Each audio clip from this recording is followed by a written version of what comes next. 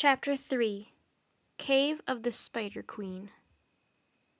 Gentle waves rippled through the cove as Jack and Annie swam to the foot of the cliff. They pulled themselves onto the boulders. Soaking wet, they sat for a moment in the warm sunlight and caught their breath. "That was so cool," said Annie. "Yeah, but why?" Jack gasped. "Why did he dump us way out of here? What do we do now?" "Check the rhyme," said Annie. "What happens after we call for the help of the Water Knight?" Jack reached into his pocket and pulled out the seashell. He read aloud, "Call for the help of the Water Knight, then pass through the cave of the Spider Queen."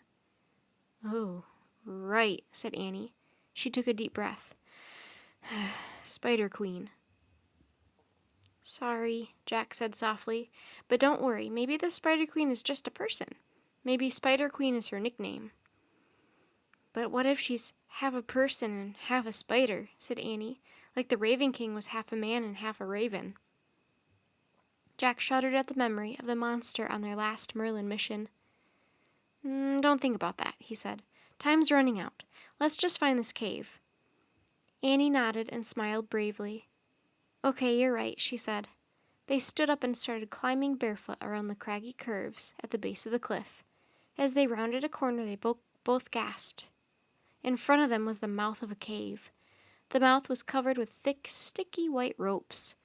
The ropes were woven tightly together in a crisscross cobweb pattern. "If that's a spider web, we're in big trouble," said Annie. Jack tried to sound calm. The size of the web doesn't actually tell us the size of the spider," he said.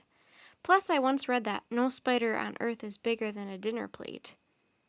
"Yeah, and no horse on Earth has a giant fish's tail either," said Annie. "Good point," thought Jack. "Let's just concentrate on finding this sword of light before nightfall," he said. Jack picked up a stone the size of a softball. He hurled it toward the mouth of the cave.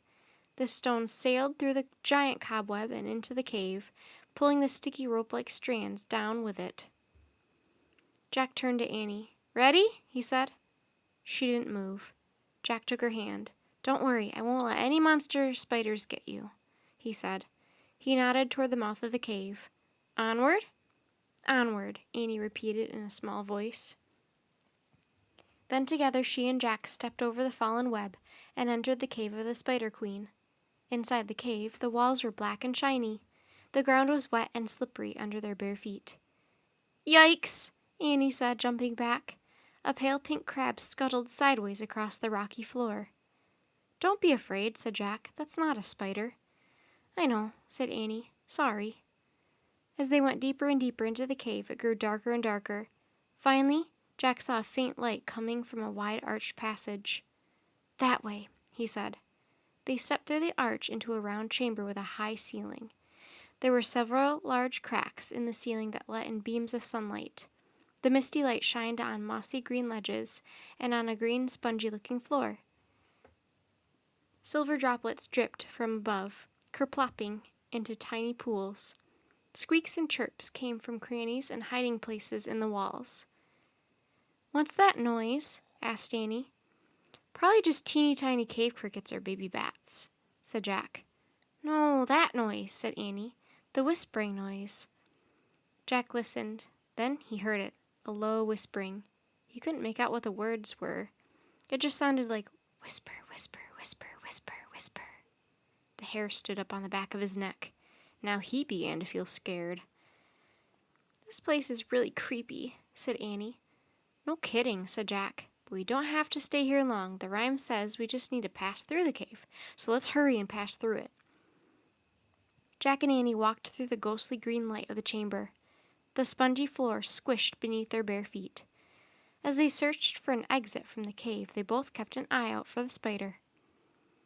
"Hey, look at the starfish," said Annie. She pointed to a bright orange starfish clinging to the rocky ceiling. "How'd he get up there?" Before Jack could answer, a wave crashed into the chamber. Water splashed over Jack and Annie. "Yikes!" said Annie. She and Jack jumped over a mossy ledge jutting out from the wall. The wave washed back out. There was a moment of quiet. Then another wave surged into the chamber. It splashed against the cave walls, soaking Jack and Annie again. Oh, man, said Jack. The tide must be coming in. Soon this whole cave will be flooded. The wave receded. For a moment, all was quiet again. We'd better leave now, said Jack. Quick, go back the way we came in. Jack and Annie jumped down from the ledge, but before they could escape, another wave crashed into the cave. This one swept them off their feet and pulled them down into the foamy water. Jack grabbed Annie's hand. Fighting the swirling current, they climbed up onto the mossy ledge. The water churned and gurgled around the chamber. We can't go back the way we came in, said Jack. The waves just keep knocking us down, and we'll get caught in the current. Maybe we can get out through the crack, cried Annie. She pointed to the widest crack in the cave ceiling. It was high above the swirling water. It's too high, said Jack. We can't get up there. He looked frantically around the flooded cave, searching for another way out. Suddenly, he froze in horror. Clinging to a ledge near the ceiling crack was the Spider Queen.